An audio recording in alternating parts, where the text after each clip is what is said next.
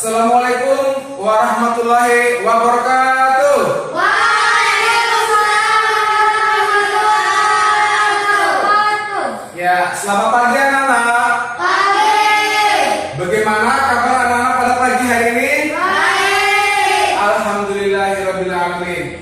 Anak-anak semuanya, pada pagi hari ini alhamdulillah kita masih bisa bertemu dan berkumpul di kelas kita ini untuk melaksanakan kegiatan pembelajaran seperti biasanya.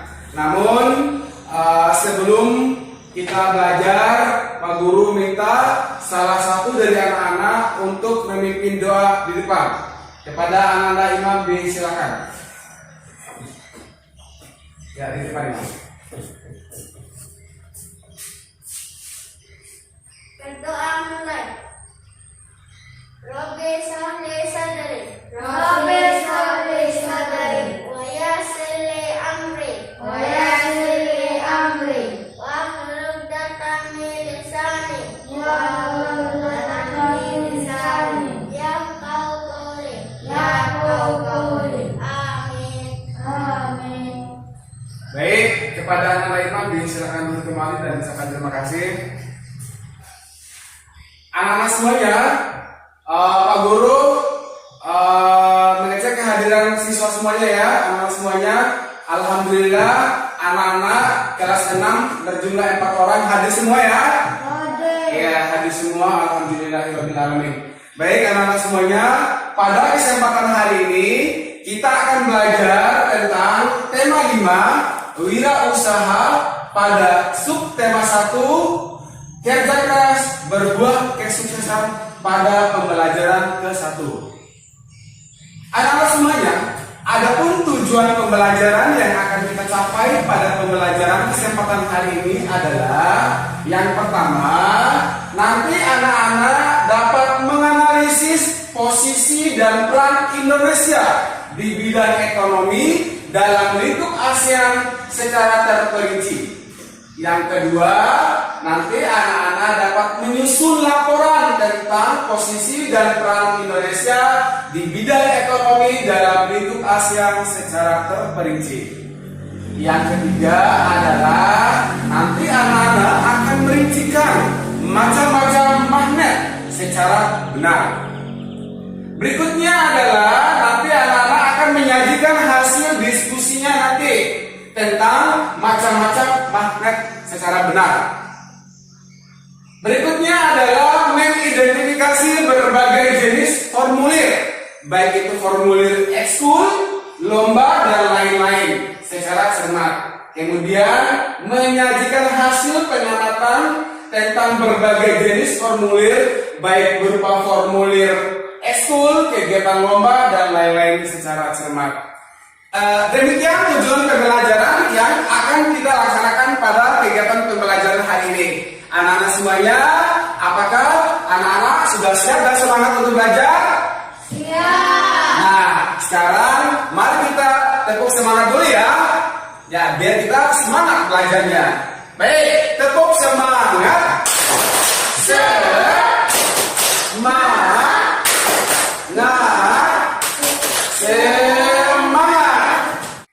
Baiklah anak-anak semuanya, sebagai makhluk sosial tidak dapat hidup sendiri. Manusia memerlukan orang lain untuk hidup bermasyarakat. Selain itu, tidak setiap daerah memiliki sumber daya alam yang dapat mencukupi kebutuhan manusia. Nah, oleh karena itu diperlukan kerjasama antar manusia agar terpenuhi kebutuhannya. Sebagai contoh, kerjasama Indonesia dengan negara-negara lain di ASEAN. Anak-anak di lingkungan keluarganya juga pasti saling mengharapkan kerjasama dengan orang tua, kerjasama dengan keluarga di rumah. Nah, misalkan siapa yang bisa memberikan salah satu contoh kerjasama di lingkungan keluarga? Sakra. Kerjasama adalah bersama-sama mengerjakan tugas yang sulit tidak nikah. Iya, bersama-sama orang tua, Cakra meminta bantuan untuk membantu mengerjakan tugas-tugas yang sulit yang telah diberikan oleh guru di sekolah.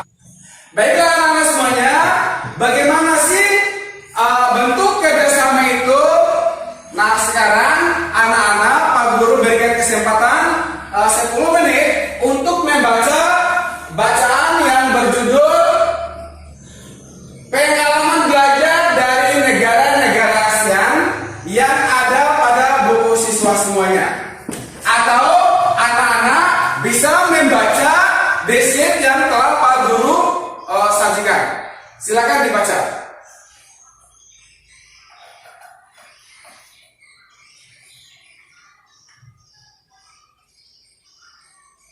Next.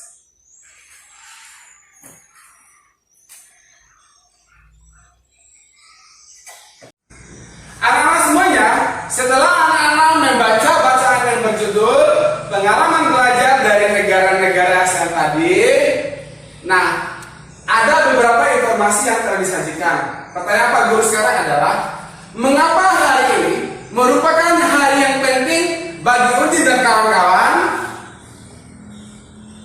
Karena Udin dan kawan-kawan bisa mengikuti berbagai macam lomba di pameran. Bagus sekali. Anak-anak semuanya, untuk mengetahui bentuk kerjasama Indonesia di bidang ekonomi dengan negara-negara anggota ASEAN, nah sekarang anak-anak saksikan cuplikan video ini untuk mengetahui bentuk-bentuk peran Indonesia dalam kerjasama di bidang ekonomi di lingkup ASEAN. Silakan anak-anak saksikan cuplikan video berikut ini. Kita hari ini adalah peran dan posisi Indonesia di bidang ekonomi dalam lingkup ASEAN. Anak-anak, pernahkah kalian mendengar hubungan ekonomi Indonesia dengan negara-negara yang ada di kawasan ASEAN? Sebelum membahas peran dan posisi Indonesia di bidang ekonomi dalam lingkup ASEAN, kita akan membahas peran Indonesia secara umum dalam ruang lingkup ASEAN. Berikut ini adalah 6 peranan Indonesia dalam ASEAN. Yang pertama, menjadi salah satu pemrakarsa berdirinya ASEAN. Hal ini ditandai pada saat Menteri Luar Negeri Adam Malik ikut menandatangani Deklarasi Bangkok pada tanggal 8 Agustus 1967 yang menandai awal berdirinya ASEAN. Peranan yang kedua adalah penyelenggara KTT ASEAN pertama. Konferensi tingkat tinggi atau KTT adalah pertemuan para pemimpin negara-negara ASEAN untuk membicarakan tentang pengembangan ekonomi dan budaya dari tiap negara. Dalam hal ini, Indonesia menjadi tuan rumah KTT pertama pada tanggal 23 sampai 24 Februari yang dilaksanakan di Bali. Peranan yang ketiga adalah ikut menyelesaikan konflik yang terjadi di Kamboja dan Myanmar. Indonesia ikut mendamaikan konflik yang terjadi di Kamboja dan Myanmar. Indonesia juga turut memberi bantuan kepada warga Rakhine di Myanmar yang menjadi korban konflik di negara tersebut. Peranan yang keempat adalah berpartisipasi dalam ajang olahraga SEA Games. Southeast Asian Games atau SEA Games merupakan pesta olahraga bagi negara-negara di kawasan Asia Tenggara. Sejak pelaksanaan SEA Games yang pertama pada tahun 1959, Indonesia sudah beberapa kali menjadi tuan rumah. Peranan yang kelima adalah Indonesia sering menjadi pemimpin ASEAN. Indonesia telah berkali-kali menjadi ketua ASEAN dan senantiasa mampu memberikan kontribusi pemikiran yang konkret bagi perkembangan ASEAN. Peranan yang keenam adalah Indonesia membuat kawasan negara perdagangan bebas di Asia Tenggara atau yang biasa disebut AFTA. Yang pertama adalah melakukan promosi dalam bidang pariwisata dan perdagangan. Yang kedua, Indonesia juga menyediakan cadangan pangan. Peran yang ketiga, Indonesia menyelenggarakan proyek industri. Dan peran yang keempat adalah Indonesia juga ikut membuat kawasan perdagangan bebas di Asia Tenggara atau yang kita kenal dengan AFTA. Nah, anak-anak, melalui peran dan posisi Indonesia dalam bidang ekonomi tersebut, maka Indonesia memperoleh manfaat melalui kerjasama tersebut. Yang pertama, dapat meningkatkan pendapatan atau devisa negara. Dan yang kedua adalah Indonesia dapat mengurangi pengangguran. Sebagai salah satu pendiri ASEAN, Indonesia memiliki peran penting terutama dalam kerjasama di bidang ekonomi. Indonesia melakukan pertukaran barang dengan negara-negara di ASEAN. Tujuan pertukaran barang tersebut untuk meningkatkan hubungan kerjasama dan juga memperoleh keuntungan. Nah, berikut ini adalah bentuk pertukaran barang antara Indonesia dengan negara-negara di ASEAN. Yang pertama, pertukaran sandang. Yang kedua, pertukaran pangan. Dan yang ketiga, pertukaran papan. Pada bentuk pertukaran sandang, Indonesia memiliki beragam kebudayaan yang sudah terkenal hingga ke mancanegara. Nah, yang pertama, Indonesia menjual batik-batik buatan perajin Indonesia ke negara-negara di ASEAN. Yang kedua, Indonesia juga mengekspor kain wol dan kapas yang merupakan bahan baku pembuatan pakaian. Yang ketiga, Indonesia mengimpor mesin-mesin pembuat pakaian berskala besar dari Singapura. Dan yang keempat, Indonesia juga mengimpor benang sintetis dari negara Malaysia. Yang kedua adalah bentuk pertukaran pangan. Hasil pangan Indonesia seperti tepung, tapioka, lada, dan kina diekspor ke Singapura. Sementara itu, kopi dan sayuran diekspor ke Malaysia. Indonesia mengimpor hasil pangan seperti beras, gula, buah-buahan, dan madu dari Thailand dan Filipina. Bentuk pertukaran barang yang ketiga adalah pertukaran papan. Indonesia memiliki hutan yang luas. Hasil hutan seperti kayu banyak diekspor ke negara-negara ASEAN, seperti kayu jati ke Malaysia, kayu lapis ke Thailand, dan kayu mahoni ke Singapura. Sementara itu, semen putih sebagai bahan baku pembuatan rumah impor dari Filipina. Lalu ada getah karet yang diekspor ke Singapura. Anak-anak yang hebat, selain dalam bidang sandang, pangan, dan papan, Indonesia juga melakukan kerjasama dalam bidang pertukaran barang tambang. Indonesia melakukan ekspor beberapa barang tambang seperti minyak bumi mentah, batu bara, besi, baja, aluminium, timah putih, dan gas alam ke Malaysia, Filipina, dan Singapura. Anak-anak, berdasarkan informasi yang anak-anak dapatkan dari cuplikan video tadi itu, peran Indonesia di bidang ekonomi dalam lingkup ASEAN adalah yang pertama, melakukan promosi-promosi dalam bidang pariwisata dan perdagangan. Baik, yang kedua adalah menyediakan cadangan menyediakan cadangan pangan. Yang ketiga menyelenggarakan proyek industri. Bagus. Kemudian yang keempat adalah membuat kawasan perdagangan bebas. Dalam pameran negara-negara ASEAN terdapat cendera mata terbuat dari magnet yang bisa ditempel di permukaan yang terbuat dari besi, misalnya di pintu lemari es. Oke, saya ingin mengetahui lebih lanjut tentang magnet. Kira-kira anak-anak pernah melihat magnet? Pernah. Melihatnya di lingkungan rumah.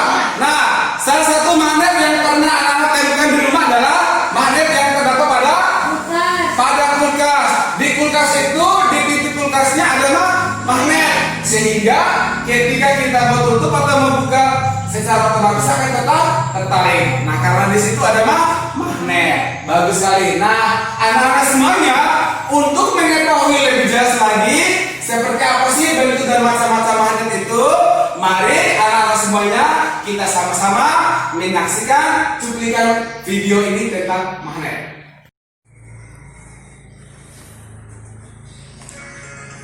Pengertian magnet. Lebih dari 2000 tahun yang lalu, orang Yunani yang hidup di Magnesia menemukan batu yang istimewa. Batu tersebut dapat menarik benda-benda yang mengandung logam. Ketika batu itu digantung, batu tersebut berputar. Salah satu ujungnya selalu menunjukkan ke arah utara. Karena batu itu ditemukan di Magnesia, orang Yunani menamainya magnetis mitos. Magnet adalah sebuah benda yang dapat menarik benda-benda yang terbuat dari besi. Magnet memiliki dua buah kutub, yaitu kutub utara dan kutub selatan. Magnet dapat menghasilkan sebuah gaya yang disebut dengan gaya magnet. Gaya magnet adalah gaya yang ditimbulkan oleh tarikan atau dorongan dari benda magnet. Benda yang dapat ditarik atau didorong magnet disebut dengan benda magnetis, misalnya besi, peliti, dan sepatu.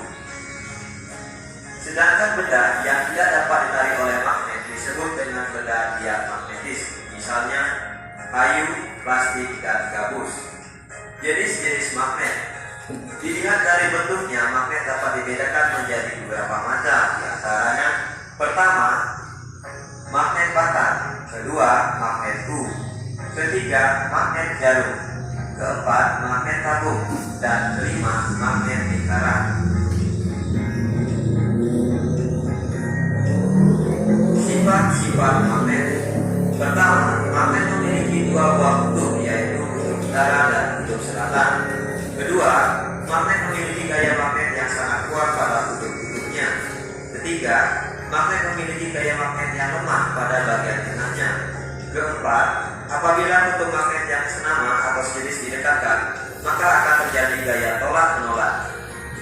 Kelima, apabila kutub magnet yang tidak senama atau tidak sejenis didekatkan, maka akan terjadi gaya tarik-menarik. Ada dua kutub magnet, yaitu kutub utara dan kutub selatan. Sering kita jumpai magnet yang bertuliskan N dan S.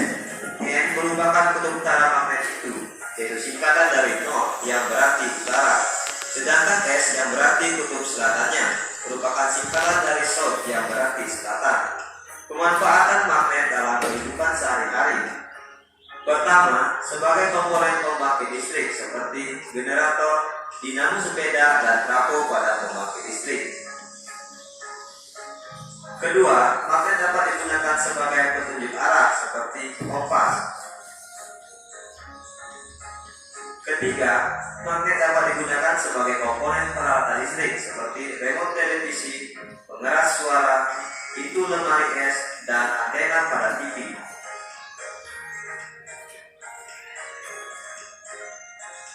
Cara membuat magnet. Pertama, dengan cara digosok, yaitu besi digosok secara searah dengan salah satu ujung magnet tetap. Semakin lama besi tersebut digosok, maka gaya magnet yang dihasilkan akan semakin kuat. Kedua, dengan cara cara dialirkan arus listrik, yaitu dengan cara melilitkan benda logam dengan kawat yang dihubungkan dengan kutub-kutub baterai. Semakin banyak kumparan kawat dan semakin lama dialiri listrik, maka daya magnet yang dihasilkan akan semakin kuat. Ketiga, dengan cara induksi, yaitu dengan cara mendekatkan atau menempelkan magnet pada benda yang akan dijadikan magnet. Semakin lama menempelkan magnet pada benda yang akan dijadikan magnet, maka daya magnet yang dihasilkan akan semakin kuat. Setelah kita saksikan cuplikan video tadi itu, apa yang kamu ketahui tentang magnet? Siapa yang bisa? Apa itu magnet? Saya Pak Guru. Ya, silakan anak Sagra, apa itu magnet? Magnet adalah benda yang dibuat dari besi atau baja yang dapat menarik benda-benda lain. Ya, baik anak-anak semuanya. Magnet adalah benda yang dibuat dari besi atau baja yang dapat menarik benda-benda lain yang terbuat dari bahan tertentu. Benda yang dapat ditarik oleh magnet disebut dengan benda magnetik, seperti besi, paku, dan penitik. Kemudian benda yang tidak dapat ditarik oleh magnet disebut dengan benda diamagnetis. Benda-benda diamagnetis itu seperti kayu, plastik, kemudian kain. Baik. Nah, anak-anak semuanya, apakah kamu masih ingat berbagai lomba dalam pameran negara-negara ASEAN yang telah anak-anak baca pada bacaan tadi itu? Nah, di sana sebagai salah satu syarat untuk mengikuti lomba adalah anak-anak harus mengisi formulir pendaftaran. Seperti apa sih formulir pendaftaran itu dan bagaimana bentuk-bentuk formulir pendaftaran? Nah, sekarang mari kita saksikan cuplikan video yang menjelaskan tentang formulir dan berbagai macam formulir.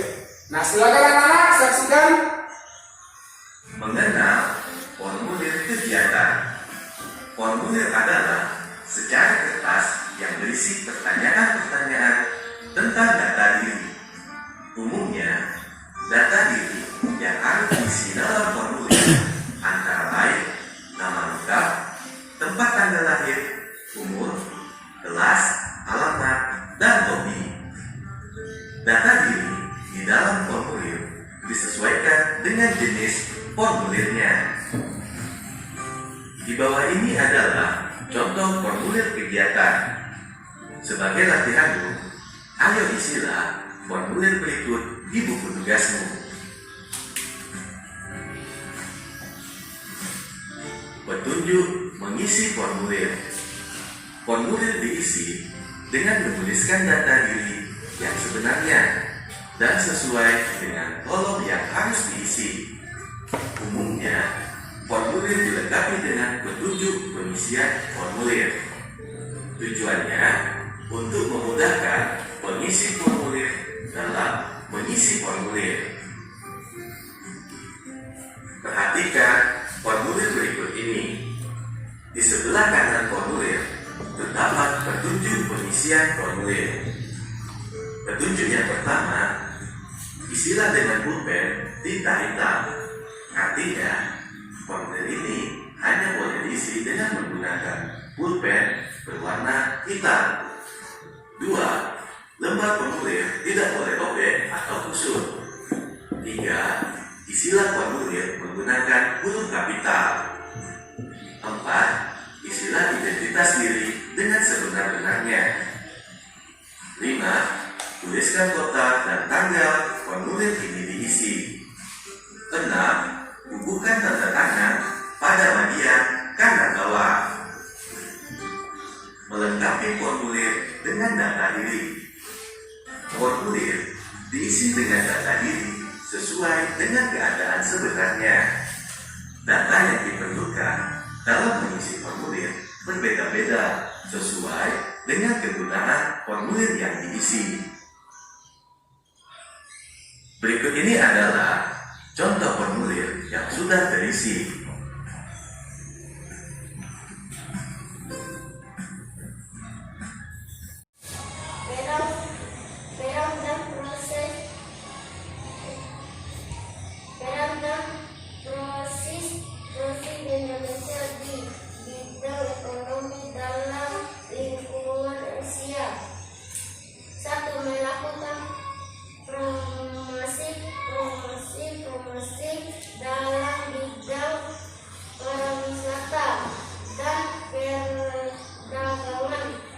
Ya, tepuk tangan untuk imam. Ya, bagus anak imam. Silakan yang lain lagi. Siapa yang mau mempresentasikan lagi hasil diskusi yang lain? Saya Kak. Ya, silakan dia. Silakan sampaikan hasil diskusinya.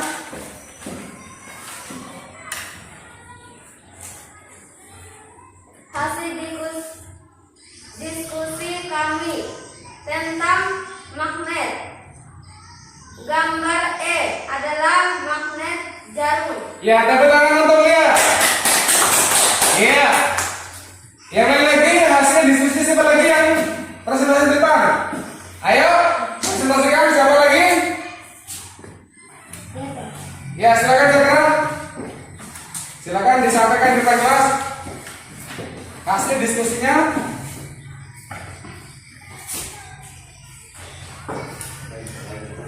Formulir pendaftaran. Lomba cerdas cermat, ujian lengkap. 1. Identitas diri. Nama lengkap Cakra Langsarida, nomor induk 0131, tempat tanggal lahir Madiun 12 April 2008, kelas 6, alamat saya Kabupaten Demak, nama orang tua ayah Ahmad, ibu Lida, nomor hobi bermain bola, mata pelajaran yang disukai matematika. Ya, tepuk tangan untuk Cakra. Baik, anak-anak semuanya, setelah anak-anak mendiskusikan LKPD tadi, nah sekarang anak-anak kembali ke bangku masing-masing. Silakan. Ya, anak-anak semuanya, setelah kita mengikuti materi pada kesempatan hari ini, sekarang kita melaksanakan evaluasi ya, sejauh mana pemahaman anak-anak terhadap materi yang telah dipelajari. Sekarang anak-anak kerjakan soal-soal ini ya. Silakan dikerjakan soalnya.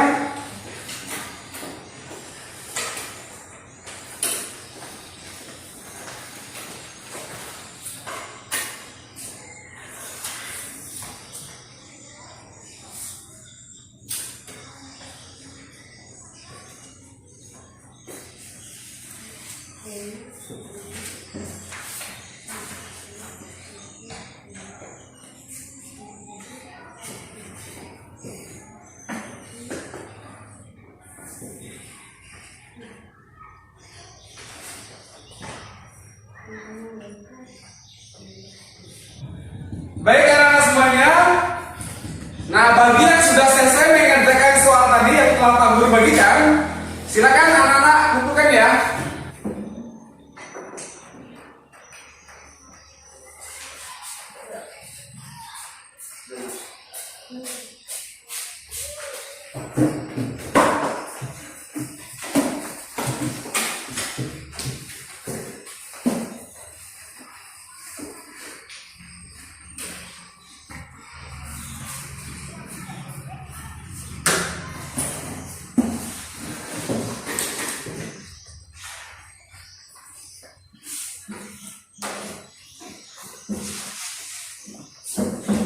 Nah, baik anak-anak semuanya.